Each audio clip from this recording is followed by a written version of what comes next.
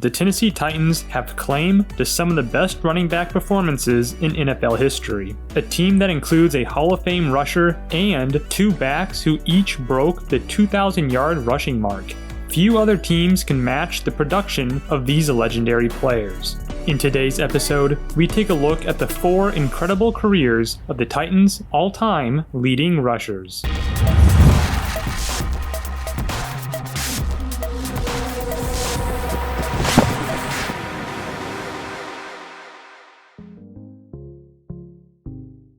The first great running back of the Tennessee Titans franchise actually takes us back to the days of the Houston Oilers. A 1977 Heisman Trophy winner and unanimous All-American selection, Earl Campbell entered the NFL as the number 1 overall pick in the 1978 draft. Campbell started his NFL career at age 23 with lofty expectations, and he immediately lived up to every last one of them as he crushed opponents with his iconic tough and physical running style. In his rookie year, Campbell rushed for 1,450 yards, which actually was league leading that year, and set an NFL rookie record. Now get ready for this. Obviously, Campbell won NFL Rookie of the Year in 1978, but he was also awarded All-Pro and Pro Bowl honors, as well as the NFL MVP award as a rookie.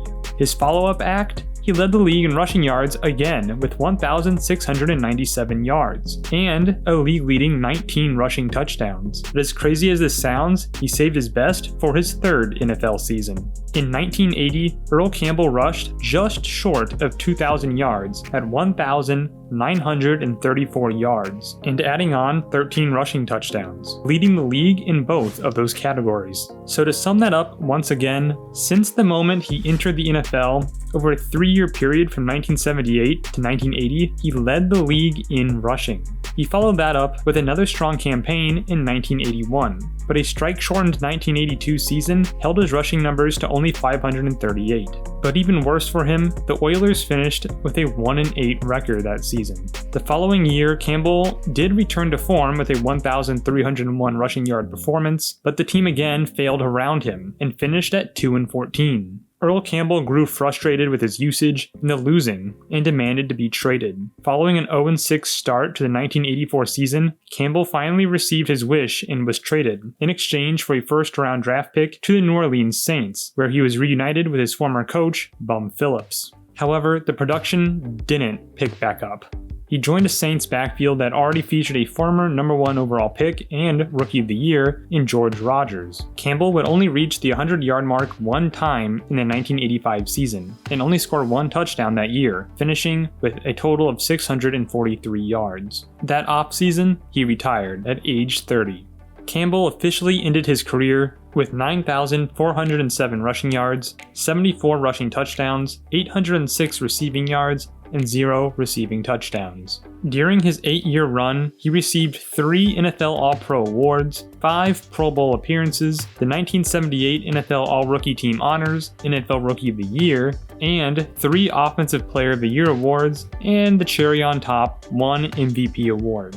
His career was full of brutal, powerful football, and because of that, it only lasted less than 10 years. But in that time, he left his mark on the NFL and was inducted into the NFL Hall of Fame.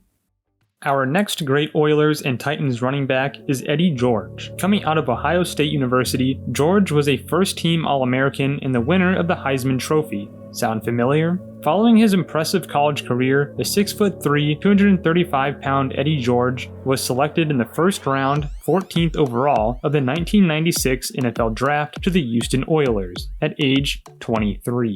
Almost the exact same start to his career as the legendary Earl Campbell, even all the way down to the same age.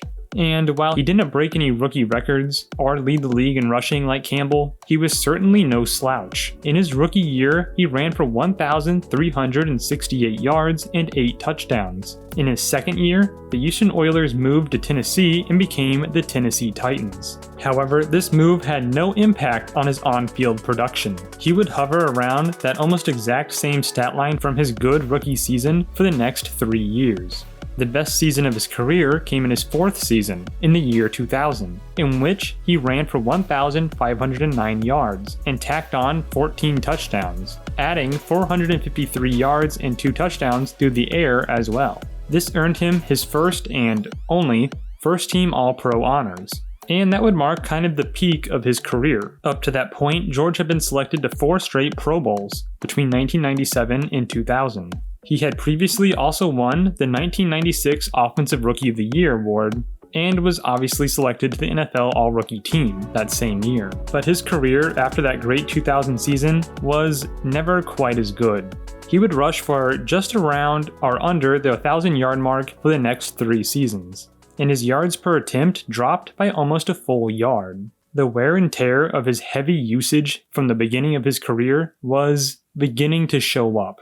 Impressively though, Eddie George never missed a game in his entire career. However, that doesn't mean he wasn't banged up. George was tough and played through several injuries throughout his career, but ultimately at age 30, after 8 seasons with the Titans and Oilers, the team decided to cut George as his contract was no longer matching his production on the field. In 2004, he would sign with the Dallas Cowboys and act as their reserve running back behind Julius Jones. He started 8 games that year and rushed for 432 yards and 4 touchdowns. That would be his last NFL season, as he would officially retire in 2006. In his career, Eddie George rushed for 10,441 yards and 68 touchdowns, along with 2,227 receiving yards and 10 receiving touchdowns. He would end his career as the all-time leading rusher in Titans history. George was a true workhorse back, being one of 2 in NFL history to rush for 10,000 yards and never miss a game, the other being Jim Brown. And only Walter Payton started more consecutive regular season games than Eddie George at running back.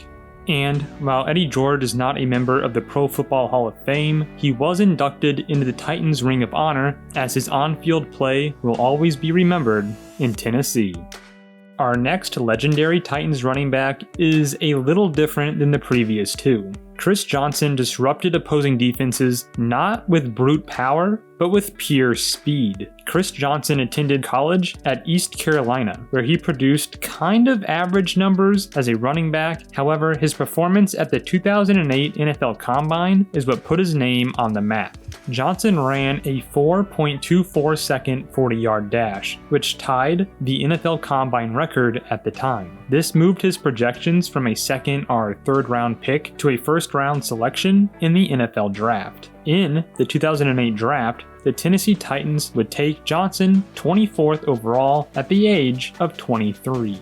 Again, the same age as both Earl Campbell and Eddie George. Maybe that's just a magic number, because, like the 2 guys before him, Chris Johnson immediately made an impact from his rookie year onwards. His first season, he rushed for 1,228 yards and 9 touchdowns. This earned him his first of 3 consecutive Pro Bowl appearances, and earned him a spot on the NFL All-Rookie team. But the following season, in 2009, would be his all-time best, earning him Offensive Player of the Year and his first and only first-team All-Pro nod of his career.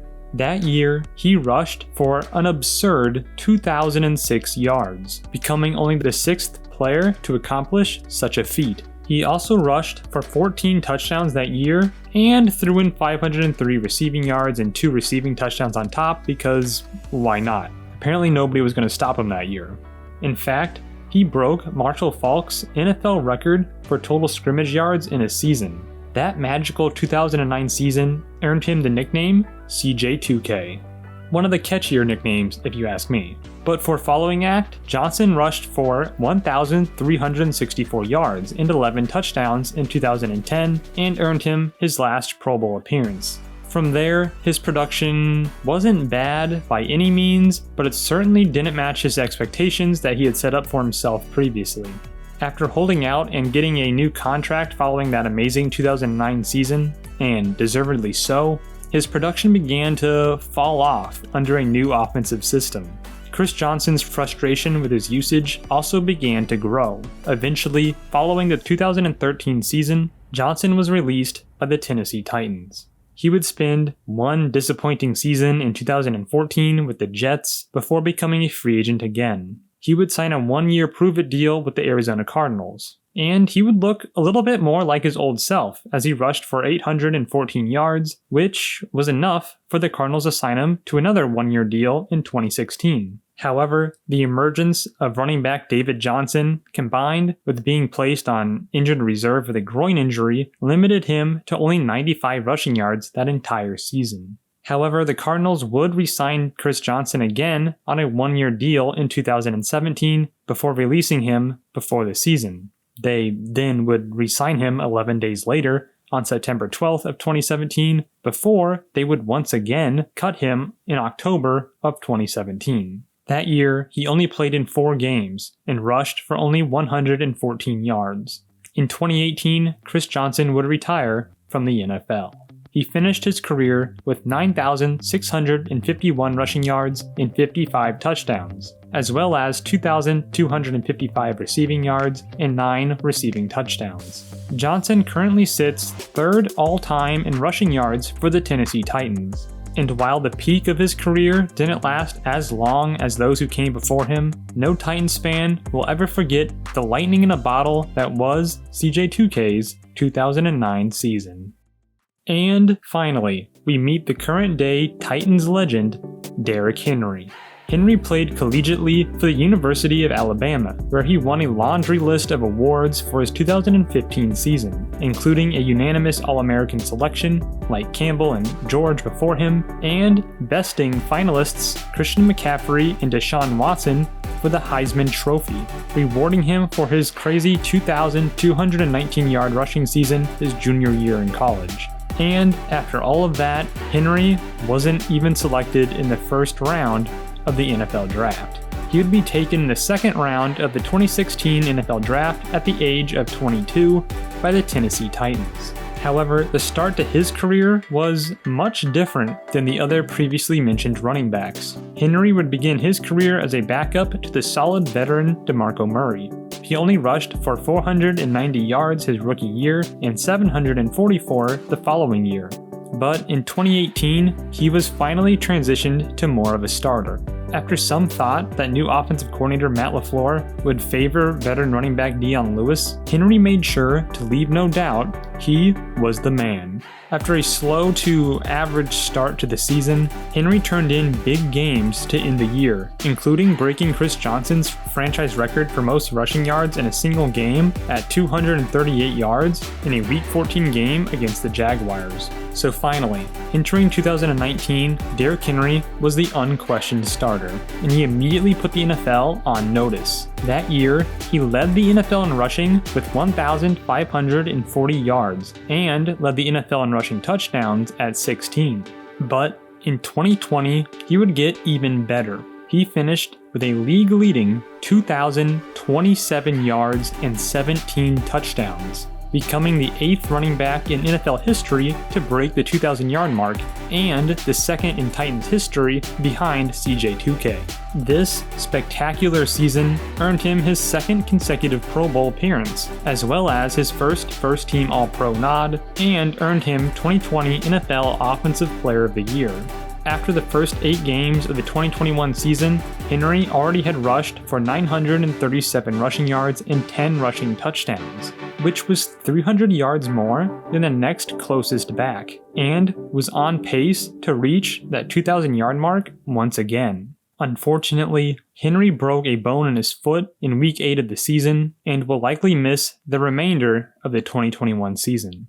It's just crazy to think that Henry, who will miss half a season, was still able to put up a stat line that most teams would only hope to get out of their running back for an entire season. His injury is certainly disappointing for Henry himself, obviously, but as well as the Titans offense that heavily relied on him, and of course the fans who enjoy watching him. I wish him the best in his recovery, and I can't wait to see him return to the field. In his career up to this point that I'm writing this, Henry has 6,797 rushing yards, 65 rushing touchdowns, 846 receiving yards, and 3 receiving touchdowns to his name. known for his strength and absolutely nasty stiff arm, Derrick Henry looks only be touching the surface of what the prime of his career can become. There's a reason they call him the King. And there you have it, the top 4 all-time leading rushers for the Titans franchise, each one dominating the NFL for at least one season during their time. Few teams can say they have had a stable of homegrown running backs this good. The legacy of Earl Campbell and Eddie George, and the magic of Chris Johnson, and finally the King himself, Derrick Henry, who may end up being the best of all of them when it's all said and done. He would certainly have big shoes to fill, but only time will tell. So, what do you think? Can Derrick Henry continue to dominate and eventually become the Titans' all-time franchise leading rusher? Is Henry the best running back in Titans history? Let me know your thoughts in the comments below. And please, like this video if you enjoyed it. It helps me out quite a bit. Lastly, I ask you to please subscribe to stay notified and to join our continuously growing community. I appreciate you for watching, and I'll see you in the next one.